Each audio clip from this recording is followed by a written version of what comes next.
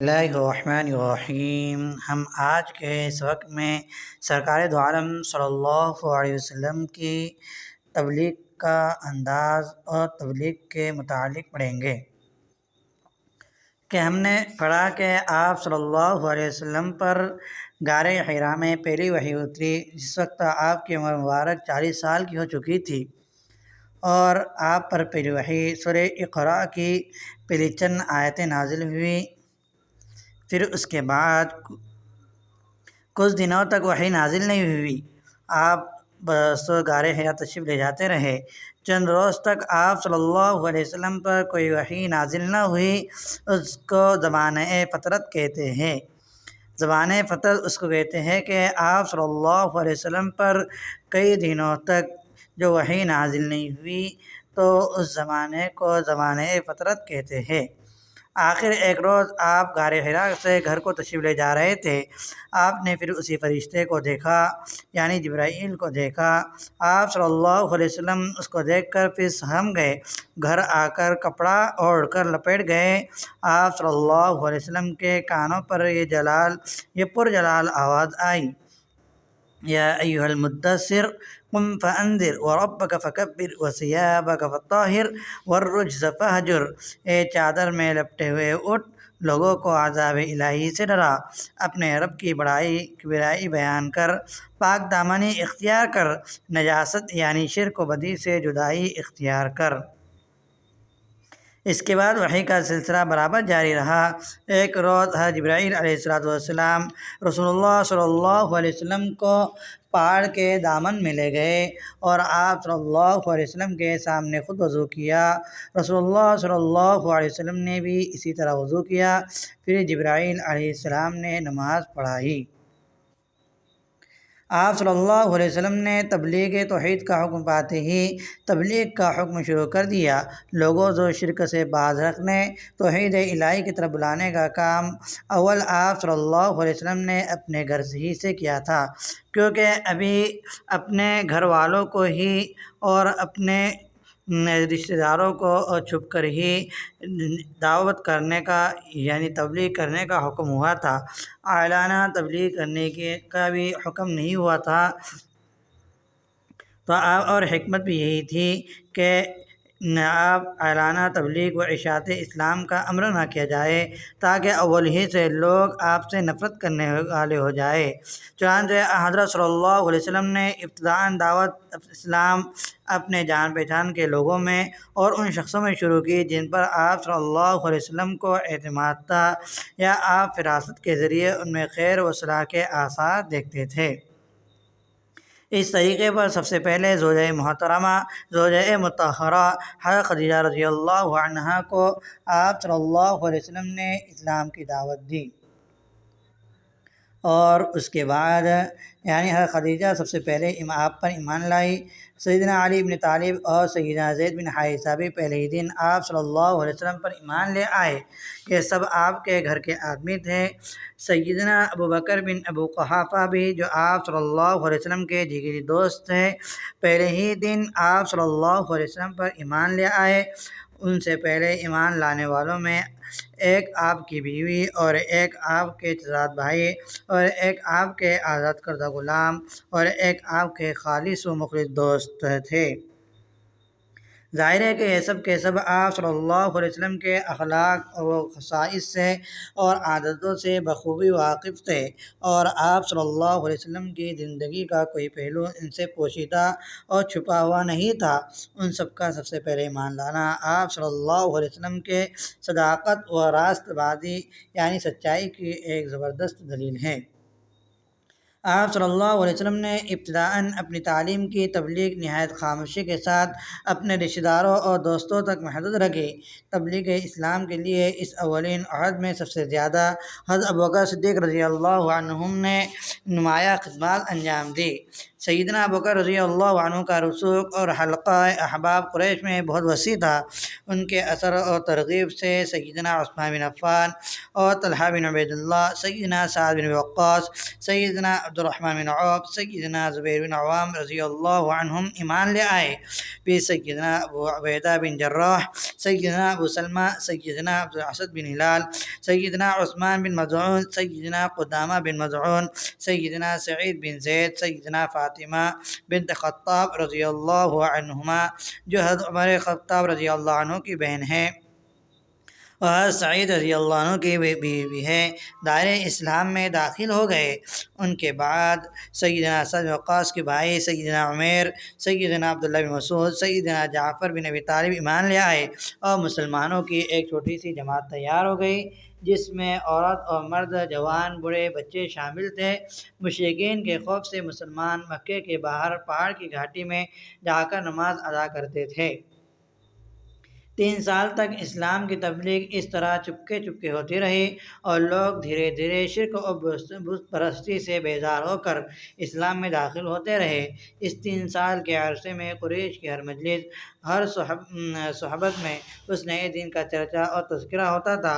مسلمان چونکہ خود اپنے اسلام کا اعلان نہیں کرتے تھے، لہذا بہت سے مسلمانوں کو آپس میں بھی ایک دوسرے کے مسلمان ہونے کا علم نہ تھا۔ قریش ابتداءً اس تحریک اسلام کے کچھ زیادہ اہم اور خطرناک نہیں سمجھتے تھے، وہ سمجھتے تھے، لہذا تمسخر استہزاء کے طور پر اور زبانی طور پر ادارہ ثانی کرتے تھے، بحیثیت مجموعی قوم کے قوم در پہ استحصال کے نہیں ہوئی۔ قریش میں بعض ایسے شرارت پسند لوگ بھی تھے جو قابو پا کر مسلمانوں کو جسمانی تکلیف پہنچاتے تھے۔ ایک مرتبہ سعد بن وقاص رضی اللہ عنہ چند مسلمانوں کے ساتھ کسی گھاٹی میں نماز پڑھ رہے تھے کہ اچانک مشرکین مکہ اس طرف آ نکلے۔ انہوں نے مسلمانوں کو سختی اور درستی کے ساتھ اس عبادت الہی سے روکا۔ سعد بن وقاص نے ان کا مقابلہ کیا اور ایک کافر سعد رضی اللہ عنہ کی تلوار سے زخمی ہوا۔ یہ سب سے پہلی تلوار تھی جو اللہ کے راستے میں چلی، یعنی ایک سب سے پہلی تلوار تھی جو اللہ تبارک و تعالیٰ کے راستے میں چلی۔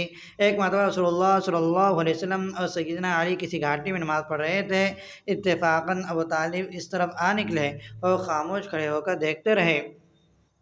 جب آپ صلی اللہ علیہ وسلم نماز ختم کر چکے تو پوچھا کہ یہ کیا مذہب ہے جو تم نے اختیار کیا ہے؟ رسول اللہ صلی اللہ علیہ وسلم نے کہا کہ دین ابراہیم ہے۔ ساتھ ہی ابو طالب سے کہا کہ آپ بھی اس دین کو قبول کر لیں۔ ابو طالب نے کہا کہ میں اپنے باپ دادا کا مذہب نہیں چھوڑوں گا، لیکن سیدنا علی رضی اللہ عنہ کی طرف مخاطب ہو کر کہا، بیٹے تم محمد کے ساتھ نہ چھوڑنا، مجھ کو یقین ہے کہ محمد تم کو نیکی کے سوا کسی برائی کی ترغیب ہرگز نہ دیں گے۔ غرض اس طرح نزول وحی سے لے کر 3 سال تک اسلام کی تبلیغ خاموشی کے ساتھ ہوتی رہی اور اچھی روحیں کھینچ کھینچ کر اسلام کی طرف جذب ہوتی رہی۔ اب حکم نازل ہوا فاصدع بما تؤمر واعرض عن المشرکین کہ جو کچھ حکم دیا گیا ہے اسے کھول کھول کر سناؤ۔ اس حکم کے نازل ہونے پر آپ صلی اللہ علیہ وسلم کوہ صفا پر چڑھ گئے اور بلند آواز سے ایک ایک قبیلے کا نام لے کر پکارنا شروع کیا، بلانا شروع کیا۔ اس آواز کو سن کر عرب کے لوگ دستور کے موافق آ کر جمع ہونا شروع ہو گئے۔ جب تمام لوگ جمع ہو گئے تو آپ نے فرمایا، اے قریش، اگر میں تم کو یہ خبر دوں کہ صبح کو یا شام کو تم پر دشمن حملہ کرنے والا ہے تو تم لوگ مجھ کو سچا جانو گے؟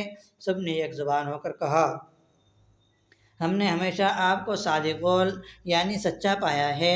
یہ جواب سن کر آپ صلی اللہ علیہ وسلم نے فرمایا، اچھا میں تم کو خبر دیتا ہوں کہ اللہ کا عذاب نزدیک ہے، اس پر ایمان لاؤ تاکہ عذاب الہی سے بچ جاؤ۔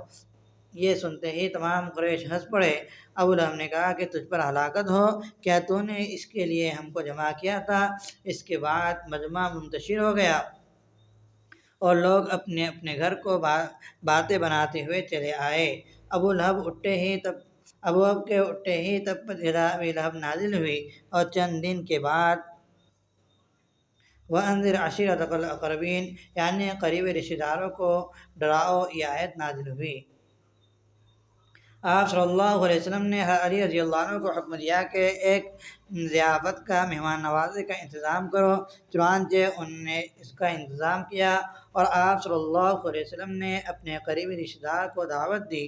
40 کے قریب آپ صلی اللہ علیہ وسلم کے رشتہ دار آئے۔ جب سب کھانا کھا چکے تو آپ نے کچھ تقریر فرمانا چاہی، مگر ابو لہب نے ایسی بیہودہ باتیں شروع کر دی کہ آپ صلی اللہ علیہ وسلم کو تقریر کا موقع نہ ملا اور لوگ منتشر ہو گئے۔ دوسرے روز آپ صلی اللہ علیہ وسلم نے پھر ضیافت کا انتظام کیا اور اپنے رشتہ داروں کو پھر بلایا۔ جب سب کھانا کھا چکے تو آپ نے فرمایا کہ ان کو اس طرح مخاطب کیا کہ دیکھو، میں تمہاری طرف وہ بات لے آیا ہوں جس سے زیادہ اچھی بات کوئی شخص اپنے قبیلے کی طرف نہیں لایا۔ بتاؤ اس کام میں کون میرا مددگار ہوگا؟ یہ سن کر سب خاموش تھے، کسی نے کوئی جواب نہ دیا۔ اتنے میں علی رضی اللہ عنہ اٹھے، انہوں نے کہا کہ اگرچہ میں کمزور اور سب سے چھوٹا ہوں مگر میں آپ کا ساتھ دوں گا۔ یہ سب سن کر ہنس پڑے اور مذاق اڑاتے ہوئے چل دیے۔ اب رسول اللہ صلی اللہ علیہ وسلم نے عام طور پر لوگوں کو توحید اور اسلام کی طرف بلانا شروع کیا۔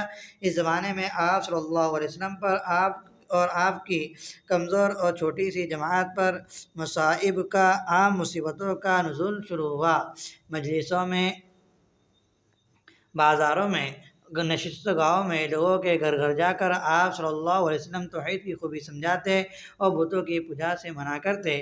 زنا، قمار بازی، دروغ گوئی، خیانت، چوری، ڈاکہ زنی، رذائل سے لوگوں کو روکتے۔ قریش کی قوم بڑی مغرور تھی، اپنے اور اپنے آباء و اجداد کے مذہب اور طریقے عمل کی مذمت سننا اور ان کے لیے یہ کام آسان نہ تھا۔ ان لوگوں میں غلام اور آقا کا امتیاز بھی ایک ضروری چیز تھی، اور اسلام ایک عام اخوت قائم کر کے غلام اور آقا کو ایک ہی صف میں جگہ دیتا تھا۔ یہ مساوات بھی ان کو ناگوار تھی۔ قریش اور اہل مکہ کی عزت و تعظیم جو تمام عرب میں مسلم تھی، وہ ان بتوں کی وجہ سے تھی جن کی پرستش کے لیے تمام قبائل عرب مکہ میں آتے تھے اور مراسم میں بت پرستی بجا لاتے تھے۔ اسلام بت پرستی کا دشمن تھا، جس کا بدیہی نتیجہ ان لوگوں کی عزت کا زوال تھا۔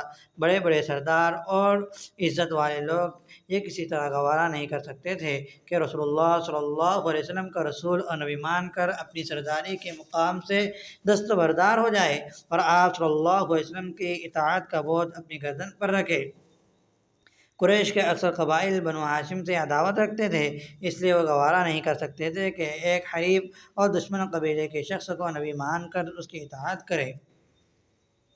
اس اعلانیہ تبلیغ کا نتیجہ یہ ہوا کہ تمام قریش مخالفت پر مستعد اور درپے ہو گئے، اور کفر و اسلام کی یہ اعلانیہ کشمکش نبوت کے چوتھے سال خوب ہی زور و شور سے شروع ہو گئی۔ رسول اللہ صلی اللہ علیہ وسلم پہاڑ کے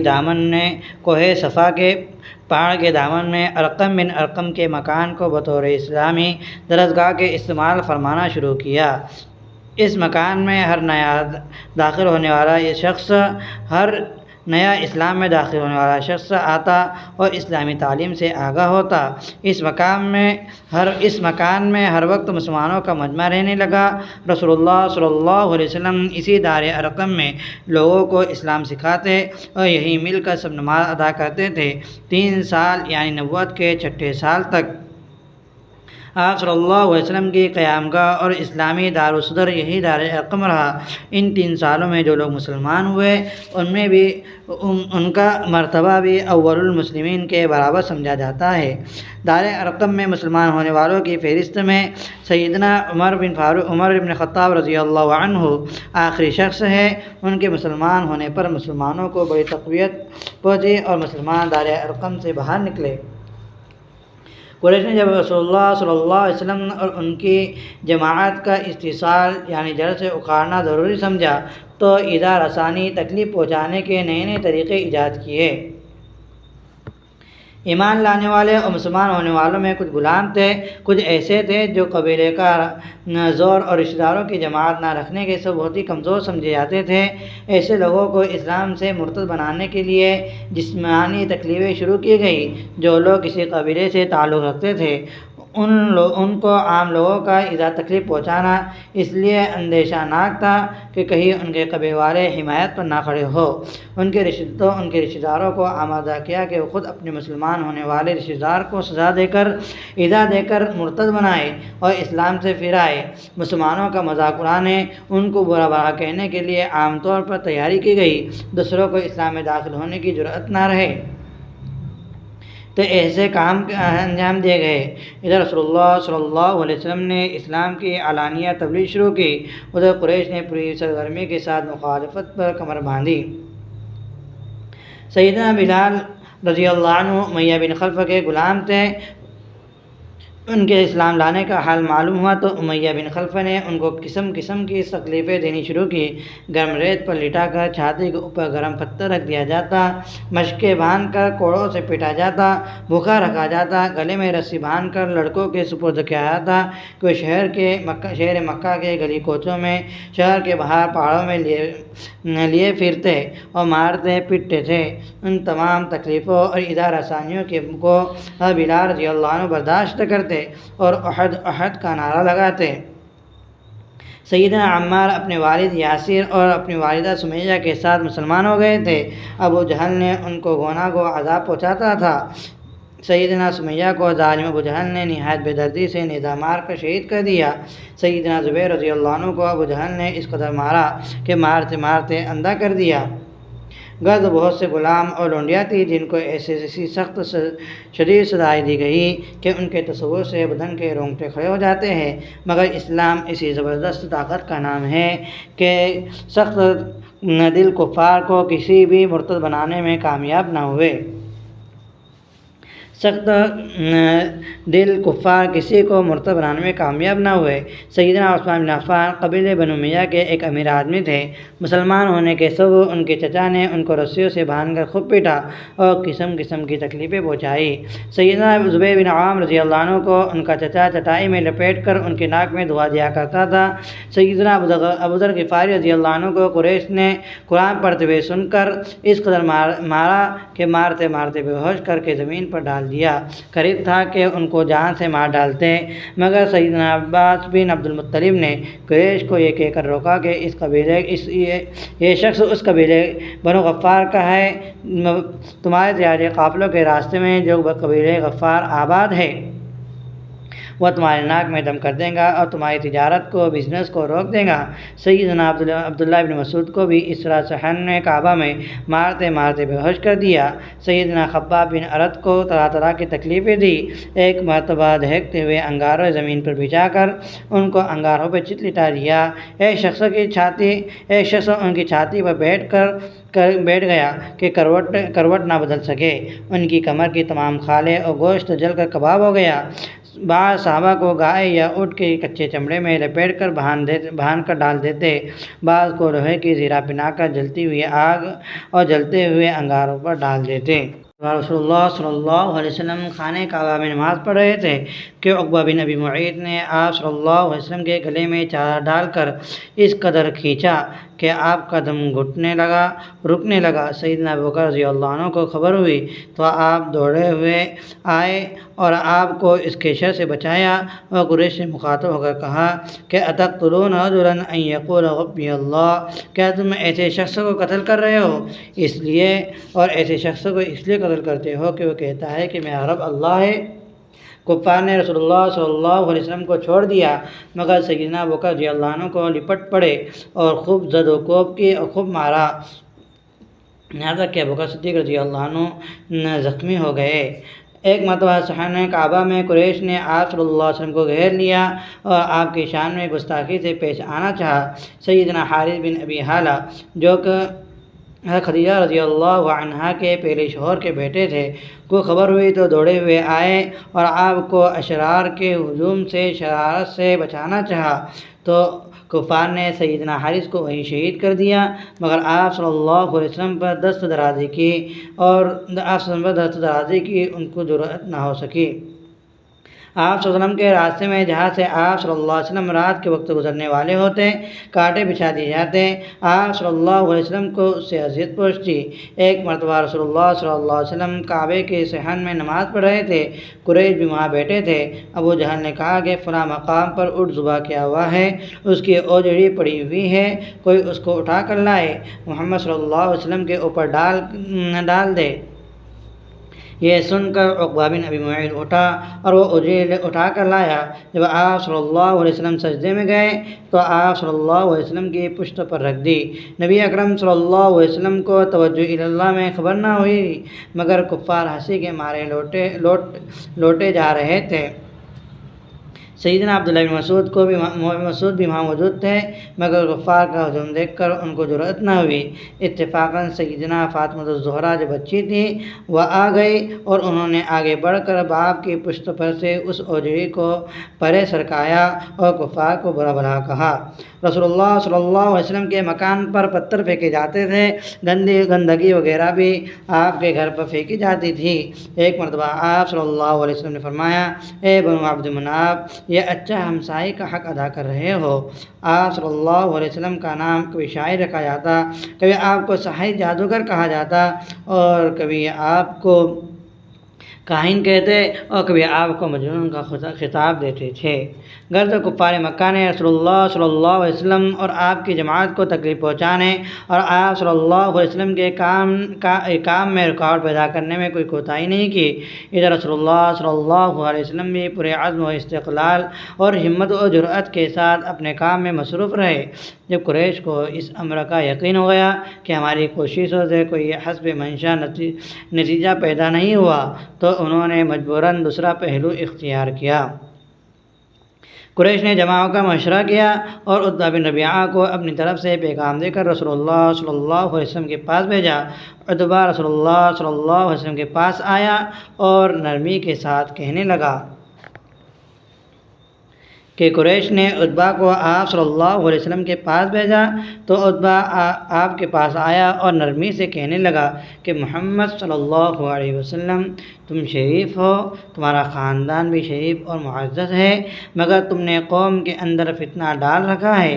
یہ بتاؤ کہ آخر تمہارا مقصد کیا ہے؟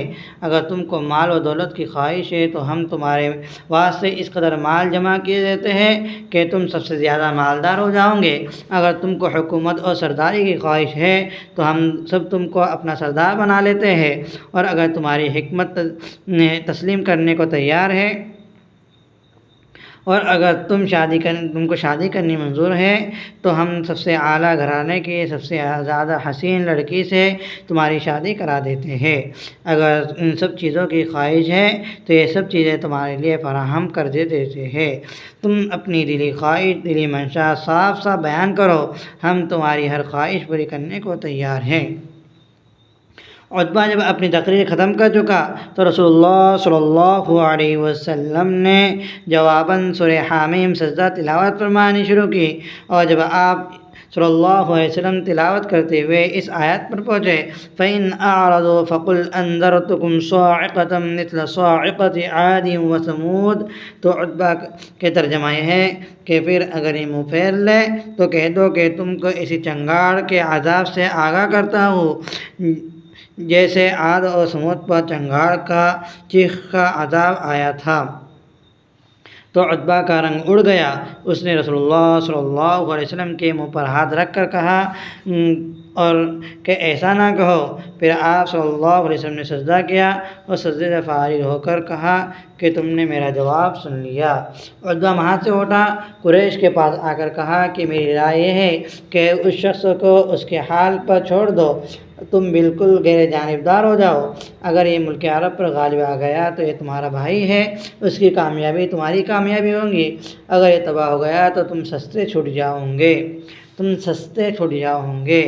یہ سن کر قریش نے عتبہ سے کہا کہ ایسا معلوم ہوتا ہے کہ محمد صلی اللہ علیہ وسلم نے تم پر بھی جادو کر دیا ہے۔ عتبہ نے کہا کہ جو تمہارا جی چاہے کرو اور کہو، میں نے اپنی رائے کا اظہار کر دیا ہے۔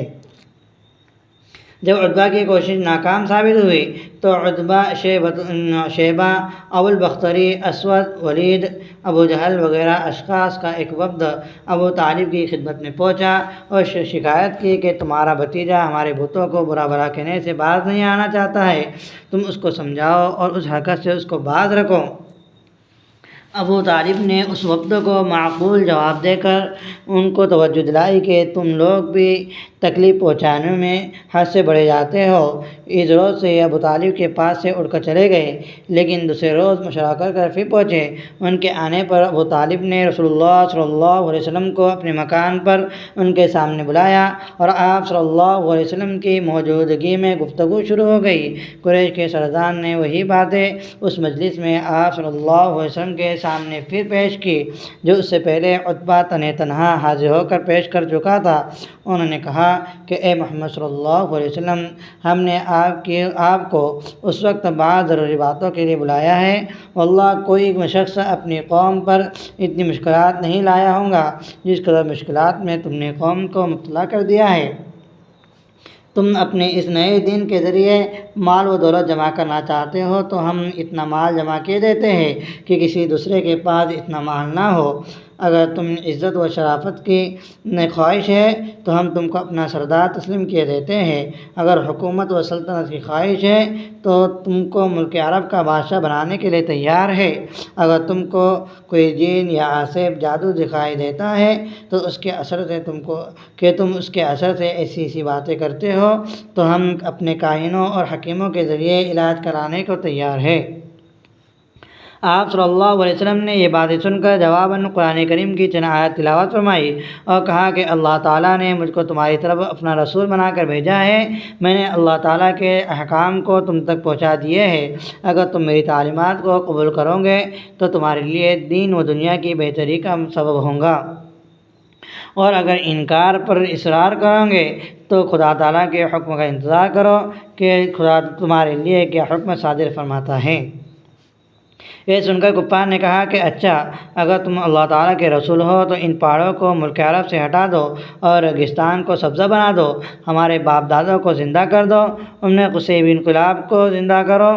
اگر قصیب انقلاب نے زندہ ہو کر تم کو سچ مان لیا اور تمہاری رسالت کو قبول کر لیا تو ہم بھی تم کو رسول اللہ صلی اللہ علیہ وسلم اللہ کا رسول تسلیم کر لیں گے۔ آپ نے ارشاد فرمایا کہ میں ان کاموں کے لیے رسول نہیں بنایا گیا، میرا کام یہ ہے کہ تم کو اللہ تعالیٰ کے احکام جو مجھ پر نازل ہوئے ہیں سنا دو اور اچھی طرح سمجھا دو۔ میں اپنے اختیار سے کچھ نہیں کر سکتا۔ اس قسم کی باتیں ہونے کے بعد سرداران قریش ناراض ہو کر اور برافروختہ ہو کر اٹھے اور ابو طالب کو بھی مقابلہ اور مخالفت کے لیے چیلنج دے کر چلے گئے۔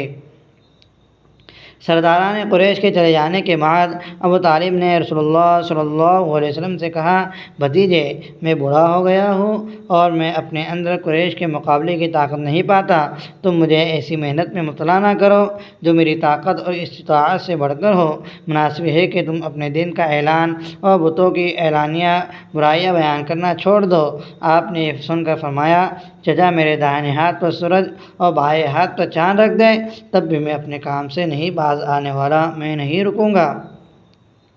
ابو طالب کی باتوں سے آپ صلی اللہ علیہ وسلم کو یہ شبہ گزرا کہ اب یہ میری حمایت سے دستبردار ہونا چاہتے ہیں۔ ابو طالب مکہ کے سرداروں میں سب سے زیادہ عزت و جاہت رکھتے اور قبیلے بنی ہاشم کے مسلمہ سردار سمجھے جاتے تھے۔ ان کی وجہ سے مخالفین آپ صلی اللہ علیہ وسلم پر حملہ کرتے ہوئے جھجکتے تھے۔ ان کو خطرہ تھا کہ اگر بنو ہاشم سب کے سب رسول اللہ صلی اللہ علیہ وسلم کی مدد پر اٹھ کھڑے ہوئے تو معاملہ بہت ہی نازک ہو جائے گا۔ لہذا ابو طالب کی حمایت سے رسول اللہ صلی اللہ علیہ وسلم کو بہت کچھ تقویت، قوت اور طاقت حاصل تھی۔ اب یہ مایوسانہ باتیں سن کر آپ صلی اللہ علیہ وسلم کا دل بھر آیا۔ پھر آپ صلی اللہ علیہ وسلم یہ کہہ کر ابو طالب کے پاس سے چشم پر آب یعنی آنکھوں میں آنسو لے کر اٹھے اور چل دیے، چچا میں اپنے کام کو اس وقت تک نہیں چھوڑوں گا جب تک اللہ تعالیٰ کا کام پرانا ہو جائے، یہی کام کرتے ہوئے میں ہلاک ہو جاؤں۔ ابو طالب پر اس بات کا بہت اثر ہوا۔ انہوں نے آپ صلی اللہ علیہ وسلم کو پھر واپس بلایا اور بلا کر یہ کہا کہ اچھا تم ضرور اپنے کام میں مصروف رہو، جب تک میرے دم میں دم ہے میں تمہاری حمایت سے باز نہ رہوں گا، میں تم کو کبھی دشمنوں کے سپرد نہ کروں گا۔